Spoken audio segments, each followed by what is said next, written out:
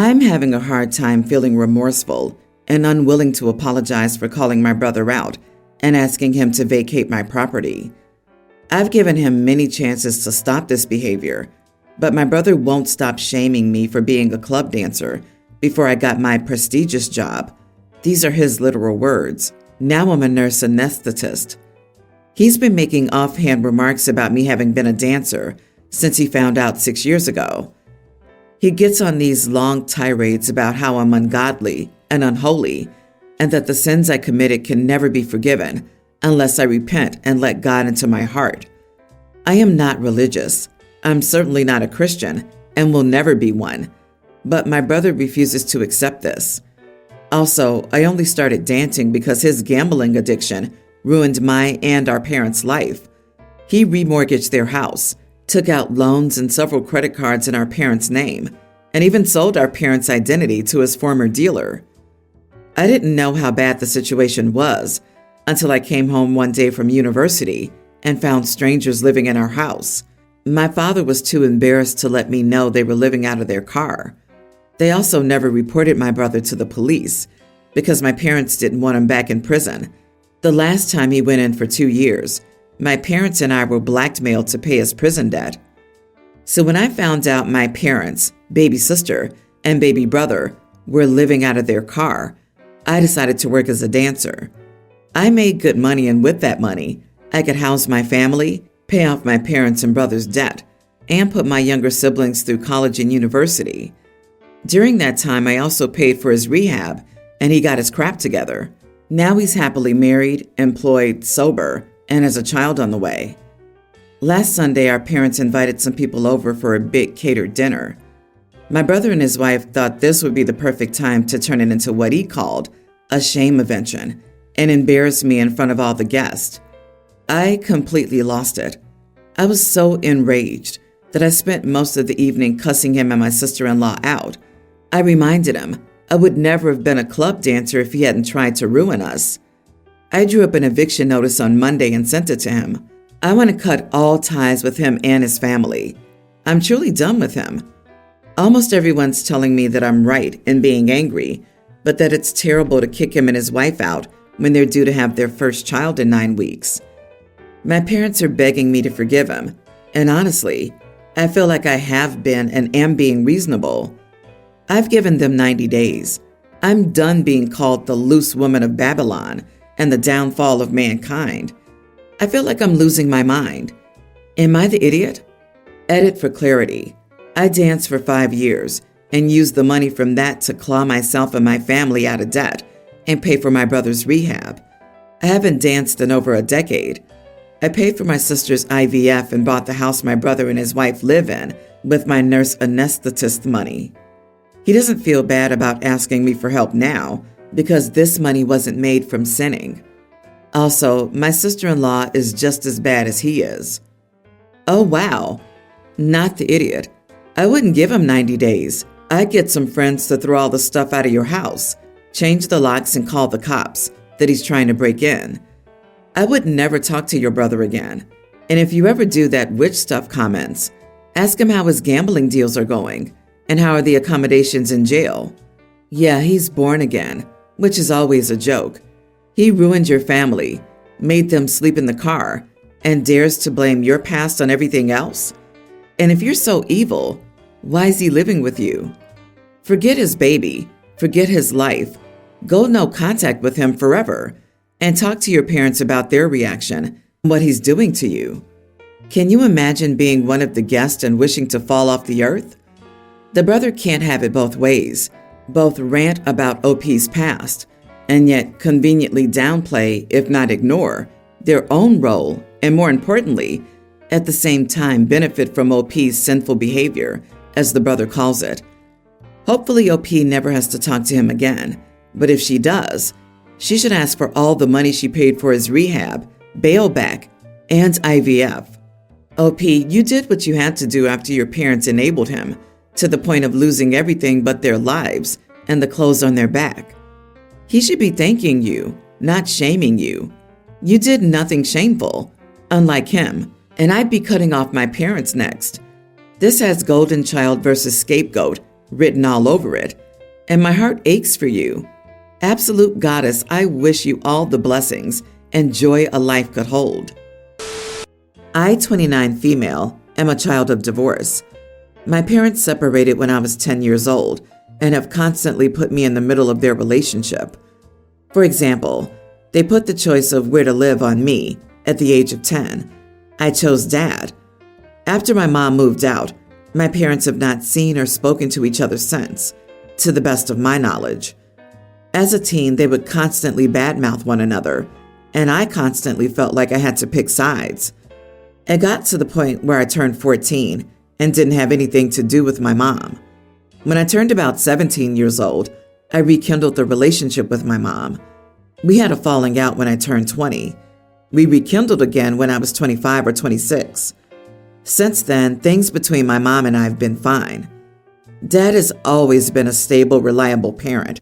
Although we've argued like any father and daughter, he's always been there for me. As I started getting older, Dad stopped saying negative things about my mother and encouraged me to have a relationship with her, telling me, "You only have one." Fast forward, my dad now lives a 3-hour plane trip from me. I don't get to see him very often, about once a year, if that. I know I need to make more effort. My mom lives about an hour away from me, and I see her about once a month. My brother Evan is getting married this month. The wedding is about a 30-minute drive for me. He has issues with my mom. However, he invited her to the wedding to avoid drama. My dad is also invited. This will be the first time they've seen each other in almost 20 years. They've actively avoided each other, and neither came to my 21st in fear the other might be there and start drama. When I received the invite, I called Dad and invited him to stay with me. I was excited because I don't get to see him very often. I wanted him to see my new place, meet my dog, and spend time with my boyfriend. My mom just invited herself to stay at my place for the wedding. She also invited 2 of her friends to stay and just planned out the weekend. Dad could stay elsewhere, but I don't get to spend much time with him, and I actually invited him to stay with me. Dad's not a big drinker, neither am I. The rest of my family is. Dad doesn't want to stay in the provided accommodation due to the drinking and likely carrying on that goes with it. Mom can't stay at the provided accommodation, as it's with Dad's family. They all had a falling out after the divorce. I want to ask my mom to find somewhere else to stay, so my dad can stay with me. Dad's pressuring me to tell Mom to stay somewhere else. I haven't told my mom yet about Dad wanting to stay or being invited too. I should have when she invited herself over, but I feel like a 10-year-old kid again, too shy and emotional to say anything. My boyfriend has offered to speak to my mom and arrange accommodation for her and her friends, but I feel like I'm almost 30. I should be able to just tell my mom to stay elsewhere. I feel guilty and upset about the thought of doing this. My brother said he could disinvite Mom, which would be the end, but he's being dramatic, although trying to look out for me and my feelings. My brother offered to deal with it, but it is his wedding, and he should focus on that. Am I the idiot if I tell my mom to find alternate accommodations?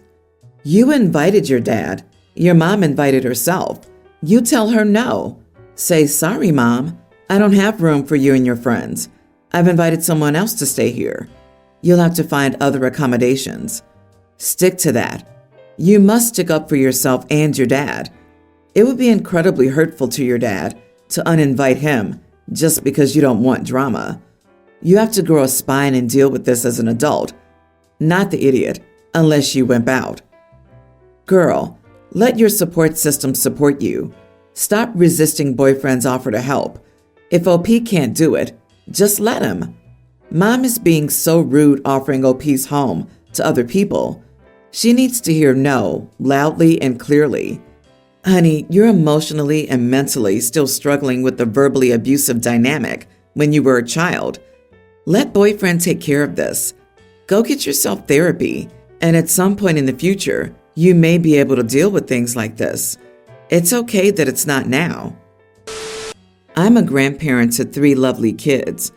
It's a tradition that I make a baby blanket with the kid's name and give it to the father or mother so they can use it when the kid is born. It took me months to make this blanket due to my embroidering and working. For example, my oldest grandgirl has at least 100 little butterflies on it, along with her name. My grandson has different plants. In short, they take me a long time. The issue started when my daughter-in-law announced she was pregnant. I started making a blanket after asking the theme for the nursery. It's going to have planets and stars on it. Well, I needed the name to figure out how the planets were going to go places and how much space I needed. No answer. I asked both again, and my daughter-in-law got back, Abby. Okay. I started planning until my daughter called me up, saying the name was Sam. This confused me, and I called up my daughter-in-law, asking if I had the right name. She told me to drop it, and she isn't telling me. I again explained that I needed the name to make the blanket. Depending on how long it is, it may not fit in the area it needs to go, and I would need to change the design. She told me no. I asked my son, same answer. So I didn't make it. Jennifer was born this week. My son and daughter-in-law are angry that I didn't make it. I told them I needed the name, but they weren't hearing it. Am I the idiot? I will still make her a blanket, so I think the claim that I don't care about my grandkids at all is really messed up. You are the idiot. This sounds like a power versus boundary battle, and you've succeeded in punishing them for their boundaries. You really couldn't do anything at all without a name? A blanket can be made without the name and still be very personal. You were angry that you weren't being given the information ahead of time, and so decided not to do it. It's your right not to make one, but you were punishing them. This reeks of missing reasons. Dollars to donuts that you made comments or suggestions when a name was given to you before the baby was born. You're being a petty toddler. There's no reason you need to know the name before the birth, other than nosiness. What if one of your kids picked a name and changed the name once they met their baby? That happens frequently. The picked name doesn't fit the baby they meet. There's no reason for parents to announce the name on the birth certificate before the ink is dry. Not the idiot. It sounds like it is your tradition that you do this for your grandchildren, not their parents. So I disagree with the idiot crowd saying you should have just made a nameless blanket. That's not the gift you wanted to produce for your grandchild. You are entitled to make your gift however you envision it. It's fine that the parents wanted to keep the baby's name a surprise, but they can't expect a finished blanket at the birth in that case. It's totally reasonable to assume once they revealed the name, a blanket would be worked on then. They're being unrealistic and unreasonable, and honestly, a bit entitled. The blanket isn't their gift. A week ago, I, 26 male, and my family helped one of my cousin's family relocate to a place 8 hours away.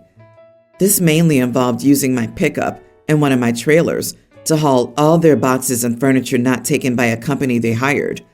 Unfortunately, this nice country drive became a nightmare due to bad weather and traffic, which made driving stick brutal. My actual problem started when it was time for everyone to call it a day. Despite saying she had enough air mattresses, blankets, and pillows for everyone, this wasn't the case. To make things worse, there were no hotels nearby or furniture people could sleep on, as it was with a moving company. Due to this shortage, I was the only person who couldn't sleep, as even doing so in my truck didn't work. The following night was no better, as during the day, I did all the lifting only to again have to try and sleep in my truck. By 3 a.m. the following morning, I was so tired that I began to feel cold and sick, which led me to saying, screw this. Instead of staying, I decided to go home and stop at the first hotel I came across on the highway. Since everyone was sleeping, I didn't bother going into the house before hitting the road. After a solid 40 minutes of driving, I found a hotel for the night. Before bed, I called my fiancée and informed her about the situation and my plans to go home. Crap hit the fan the next day when my cousins and the others started wondering where I was. The moment I told them I was going home and my reasons for doing so, they started going off on me. When I stopped taking their calls, they started sending angry texts saying that I was an idiot and that they planned on disowning me. When I stopped answering altogether, they started bombarding my fiancé. Am I the idiot? They plan on disowning me. I love that. Don't threaten me with a good time. You are not the idiot. Yeah, I'll never allow you to be unpaid labor for me again. Boo-hoo. If they'll disown you anyway, send them an invoice for using your truck, fuel, and moving manpower. Throw in the cost of the hotel, too. They expected you to suck it up and sleep in your truck for 2 days for the honor of helping them move? Why did they need you and your stuff for multiple days? Sounds like they didn't plan well. And if they didn't have enough bedding, which check first, why did the person with the truck and trailer not get priority? Man, it sounds like you have the patience of a saint. I hope you slept really well in that motel. Maybe if you had bailed that first night, it would have been an everyone's the idiot here situation. But seriously, after knowing you couldn't sleep at all, after a whole day of demanding physical labor and stressful driving, they couldn't come up with any arrangement that would allow you to sleep? There had to be many solutions here, from going out to a store and buying an air mattress to someone in the house giving up their bed so you can have a turn resting. Their attitude clearly shows they're only concerned about what they can get out of you than you as a person, especially since they're harassing your fiancé, who I assume wasn't even there. Tell them you accept being disowned and live your life. My girlfriend and I have dated for around 3 years. We've lived separately this whole time, but obviously see each other often. Her lease at her current house, 1,800 square feet, will be up in a few months, and we're discussing moving in together. She has 9 cats, a dog, and a daughter. I have a dog. I own my house. I bought it 3.5 years ago before I met her, and it's about 400 square feet less than her place. She wants me to sell my house and move into the house she's renting and pay her rent when I have a perfectly good home to live in. I understand her concerns about space and the comfort of the animals, but 1,300 square feet isn't that small, and I feel like it'd be a horrible financial decision to give up on my 2.8 interest rate and start renting again, especially because the value of my home will probably continue to increase. On top of that, her rent is more than my mortgage. She's adamantly against living in my house, though, and is acting like I'm an idiot for trying to explain it's a bad financial decision to do this. I haven't been trying to be abrasive or rude or talk down on her or her desires, but she seems to think I'm not making sacrifices for her if I don't move into her rented house. Am I the idiot? 9 cats? That woman doesn't rent a house. She runs a dang zoo. Your girlfriend needs an education and compromise.